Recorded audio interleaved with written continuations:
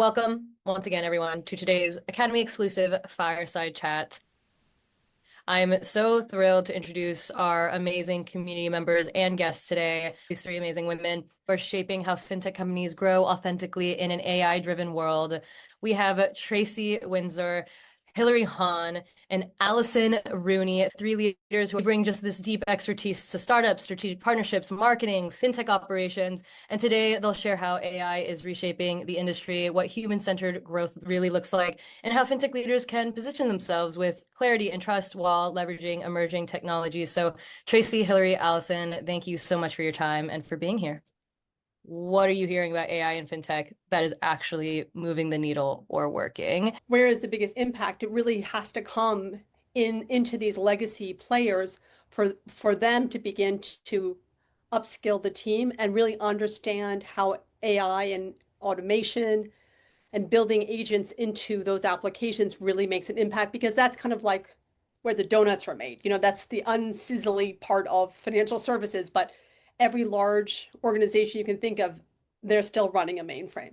So it's kind of a fascinating perspective to join those two worlds. How are you getting to this place where these legacy players are able to be nimble enough to enable some of the innovation we're seeing from fintech startups, right, into their systems that frankly weren't designed to play nice with other technologies anyway, right? I've talked to clients who are running the business operations for these large legacy companies and responsible to ultimately bring AI into their organizations in the most efficient, effective, productive, safe ways. And they also can't just break down the entire legacy infrastructure that got put together through tons of acquisitions. The AI is training by watching the videos of what the humans did, and it's speeding up all of that. So they don't have to rebuild, they don't have to tear it down and bring it back, but the AI is going to do so much work in the back end to move those systems into the future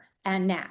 Tracey, what are you hearing about AI and fintech? I'd love to talk a little bit about the startups and what's really exciting in terms of bringing more equity and expanding access to investing, and also expanding the possibilities that startup founders and entrepreneurs have beyond just the traditional VC path and traditional angel investing. Cheryl Kelland created Play Money, and it's like shopping for angel investing. She lowers the threshold that you're allowed to come in and taste and test the waters for investing in something you're passionate about, and at the same time creates a universe for not the normal mold of what a startup looks like and who should be in the startup and who's going to be funding it. Even in hedge fund strategies, I recently saw Estelle Zhang. She's the co-founder of Lighthouse.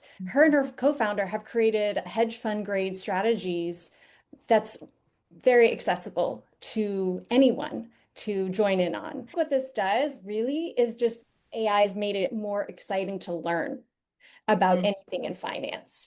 I saw Susan on the call, founder of Spave. You're making donating really fun.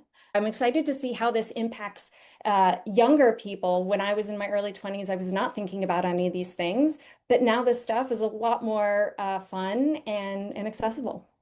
The wealth space is one of the most interesting, because it's actually the space that's going to drive this integration of sort of legacy and new, because the consumers, the next generation, is going to be exactly as you're saying, demanding this. They don't want the BAU. They want personalized investing. They want to be able to choose, the ETFs they want to buy. They want to manage and engage with their portfolio. There's a completely different profile of investor. And because of that, your point is right. It's going to be pushing from both sides of the world, I think, because investors are demanding it. Well said, Alison and everyone. I also love when this happens. I'm happy to sit back and you guys just run and go. We created this space for this reason. Honestly, I can't remember exactly who said it, but there was a woman who on one of our stages, I asked her, what's your biggest piece of advice of wanting to get at the forefront of being a leader in this space, as this, is taking off and wanting your name in there in that lineup. And she was like, just start playing with it, right? 100%. Start experimenting with it, be a part of it, right? Exactly like you said, learn, play, like the more that you actually engage with this thing and not shy away from it because it's like unknown or scary, the more you're able to discuss it. I'm wondering, like, there's so many things going on with AI in terms of wanting to figure out like this true inflection point. So curious of other places where you're seeing some of those greater impacts. Where we're using AI, it's not a band-aid. It's basically our standard operating procedures today that has helped enormously in terms of speed and nailing, like hiring, for example. Hiring for any client, everything is fed into an AI engine. There is so much that's building how we hire, how we staff, how we run our operations every day. Hiring for us is like the first essential, get that right, because it's so hard to get it right afterwards if you don't get it right at the beginning of your funnel. Then the training aspect, how do you build in the right kind of learning for all the different generations? We're using AI and it's having tremendous impact. So I've been watching this agents and payment space, which is a very hot space. When it comes to AI and agentic payments, Shopify has already enabled that. Several other large players have done the same. So there's a protocol called the 402 payment gateway that's always been available. But now with agentic AI, you're able to, okay, let's say exploit that payment protocol and set up agents to do the payments. And the area where it's really kind of fascinating to me is for creators. So the creators actually do their own payments directly through this payment gateway, which I think is a really interesting and a fascinating way to enable creators to kind of take ownership and the transparency and things. One topic I know we didn't cover at all was really around the governance and the safety and the risk of AI. When you come into the payment space, that becomes a much more significant topic about how you kind of protect those rails, protect the creators, protect your payment infrastructure, so that that there is a reduction of fraud. The rate of fraud is increasing because fraudsters are using AI and blockchain protocols and stablecoins to manipulate a lot of the environments.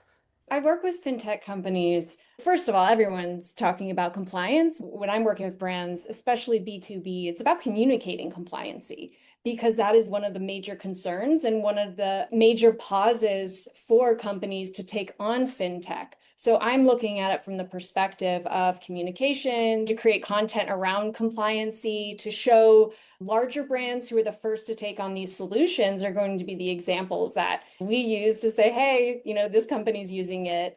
We are using bank-grade security, and compliance is consistently being updated. I mean, it is a huge topic of discussion. It's why I dedicate like segments of our summits to this very specific topic and have the security and fraud discussion. I think the compliance, the sales perspective, being able to continue, like, where do we fall in this discussion, is huge. There's also like some decent money to be made in that space as well, right? In terms of being able to not only enable the conversation, but then right on the back end, actually helping your clients that you're working with in that realm.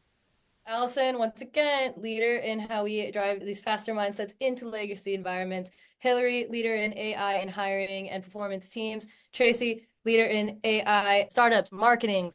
Something I really want to emphasize about everything that we're doing at Fintech is Femme is how important it is, like, especially as someone who's been covering the space for 10 years, it is so important for us to be at the forefront of these conversations. So Tracey, Hilary, Alison, thank you so much for your time and for being here.